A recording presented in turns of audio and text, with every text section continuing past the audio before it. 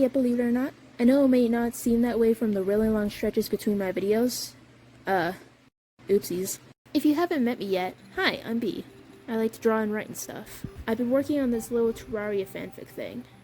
Technically been working on it since 7th grade, I think. I recently told one of you that I was going to start talking about it soon. I'll be doing this through a fun little design challenge. I asked the people on Twitter to join me in this, and luckily for me, 3 people volunteered. What's the challenge? I'll be taking a subject, their parody, OC, persona, etc., and turning them into a Terraria fan design.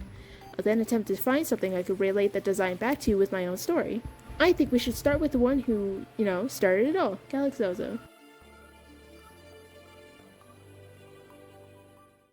Galaxozo was the first design I did, and it was the one who inspired me to turn this into its own video.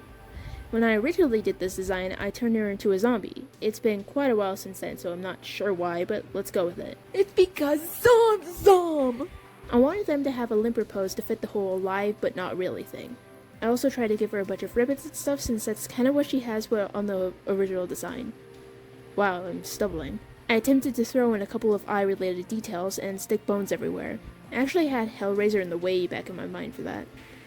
Galaxozo's Miku hair has now been chopped off into these 2 little messy pigtails, which I personally find kind of cute. The color thing is a little bit of an issue.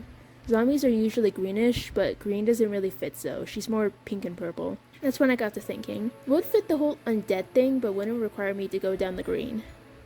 I've got it. In the hard mode dungeon, more specifically after Plantera, you find these little necromancer dudes.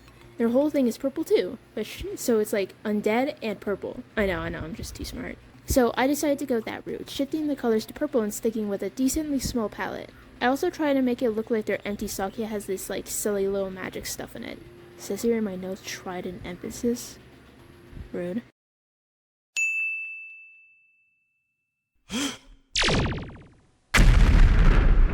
And there you have it, Necroman Zom.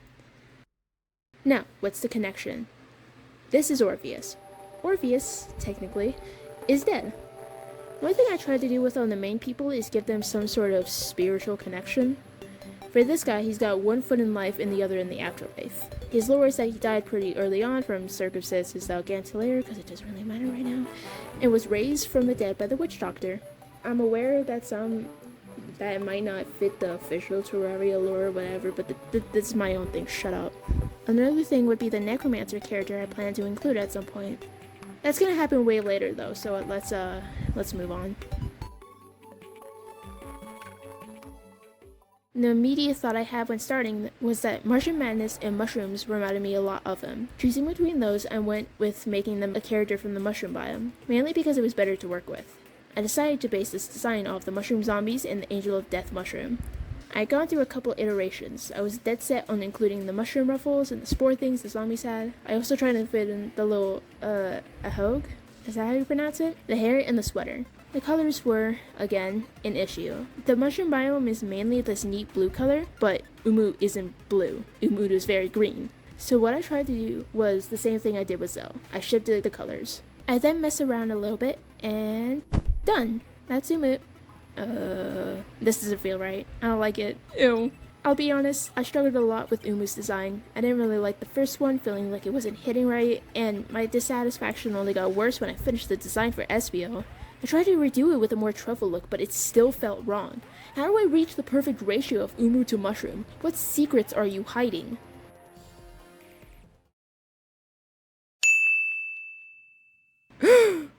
Urethra! I'm not sure why it took me so long to remember the mimics. It was kinda Umut's whole thing for a while. I'm so fake, I'm sorry. We're scrapping the truffle thing. This time, I'm thinking we use a mushroom mimic. Yes, I know that isn't an actual thing, as one of the main inspirations. Umut told me recently that his Sona basically has this ability to pull random items out of nowhere. So, my thought is, what if he could, open up his mimic head and pull stuff out? I think it fits. I'm also gonna keep the mushroom zombie, and obviously, Umut's Sona as the other inspirations. We'll keep the mushroom little thingy, claw-like things, and the tail. We use the outfit Umut has. I'm attempting to use some details from the mushroom chest. I've got a general idea of what a mushroom mimic would look like. We got the little line things from the chest, the little the chest button thing, the eyes, which I try to make look like spores, and the teeth. I tried to put the spore and gill thingies from the AOD mushroom everywhere I could. For the colors, I decided to just ditch the whole color shift thing. We'll have to forget the green, I think. I'll just color pick for the mushroom guys. I make a little sketch and then I put it into a full piece. I give them this cute little pose from sketch 2, which includes this silly little mushroom chest camera.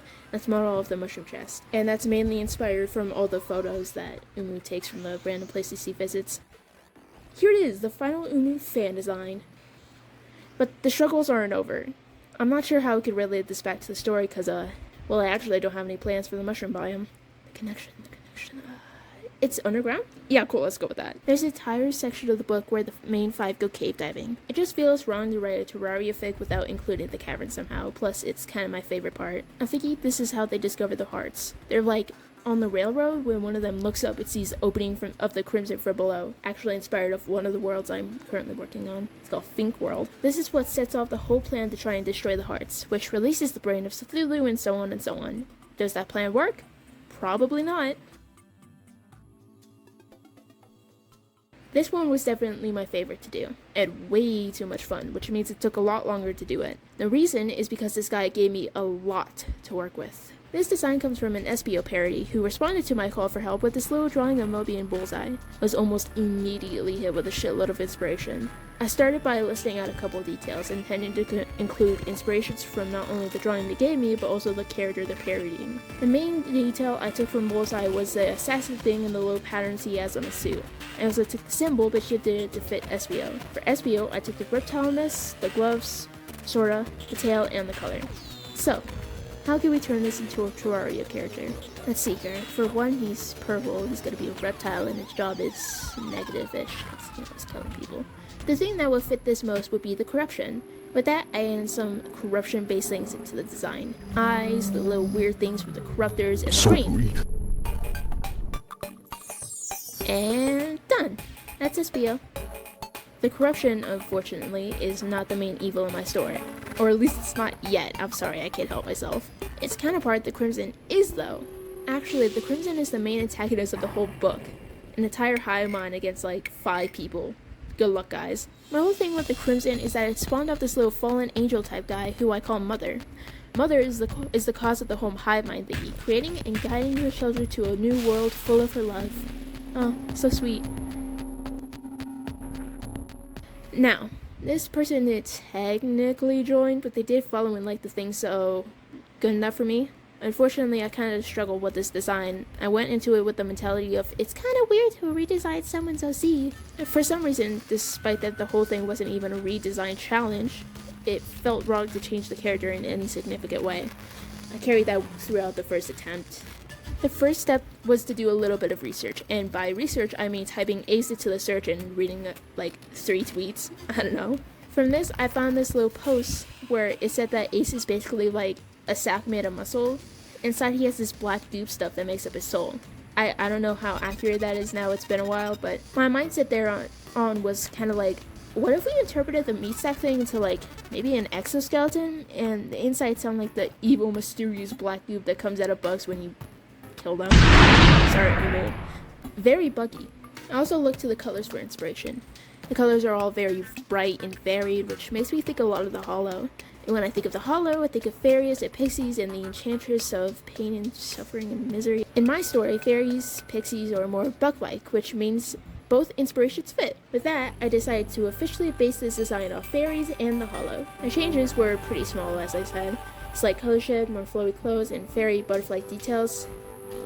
Yeah, that's not good enough for me. I said I'd give you a new design and I basically just reheated your nachos. Let's try that again. I want to stick with the plan of a fairy version of Ace, but I'll try to push the bits more. It gave the fairy bits a bit of a sunset feel, more magical like I think. I also give them the tails that the fairies, pixies, and Motties have. We'll get into that later. Then you've got the big bug eyes, weird mouth, and the little stringy bug legs. For the clothes, I try to make it look a bit more dressy in a way. It really looks pretty dapper, but you know, I think a wedding dress. That's what I tried to go through. I made the pants sort of see-through-ish. This is so I didn't have to hide the silly little bug legs, and so it kind of looked more like lace or a tulle. Oh, and bell sleeves are a must. Can't forget the low bow and the race ribbon. Another thing I tried to do was to make the hair wings more prevalent. I gave them a little butterfly pattern. And done. That's Ace. I actually really like it now. Very happy I chose to redo it. Fairies, butterflies, and moths are all basically the same to me. That being said, fairies have a sort of moth counterpart in my story, Madi. Yes, that's the species name. Listen, okay, I started writing the story in 7th grade. I don't know why things are named the way they are. God, I'm so... One of the main 5 Burmese, I don't know why things are named the way they are, is Amadi. I did this because her original inspiration had Mothron wings. Gold-dyed ones, specifically, that's very important. Also, a fairy was the main villain in this little side story I did for my film class. It was my first animatic ever, so it's definitely got its flaws, but man, do I love it. It was definitely a milestone for me. Actually, I wanted to redo it at some point. This would have a little redesign of the fairy villain, which is what I kind of based this redone version off of. And that concludes our fan designs. I'd like to thank Umut, Espio, and Ace for participating. And I'd also like to thank Galaxozo for being voluntold. I'd also like to thank everyone who chose to watch. I'm so sorry for the wait. I'm a lot worse at working over the summer than I thought. I hope that the effort in this video makes up for it. Once again, thank you for watching. Thank you for putting up with this.